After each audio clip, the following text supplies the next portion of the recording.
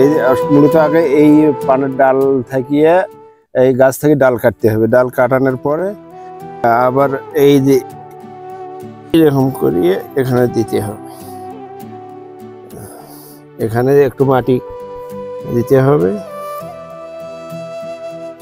আর এই এর উপর দিয়ে হালকা কোনো রকম হালকা হালকি করে দিতে হবে, আদা ঢাকা ঢাকির মতো আর কি। হ্যাঁ, এইখানে মাটি বেশি দিতে হবে। এটা 1 সপ্তাহ রাখতে হবে, এই ডালটা 1 সপ্তাহ রাখতে হবে। আর রাখানোর পর এই ডালটা থেকে আবার যখন এই মাথাটা এইটুকু আলগা হবে একটু উপরমুখে, তখন আমরা এটা আবার শলা দিয়ে গেড়ে দেব।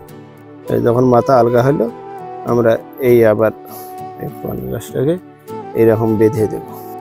এখন এই গাছটা এখান থেকে উঠতে থাকবে, আবার এই যে ফাঁকে ফাঁকে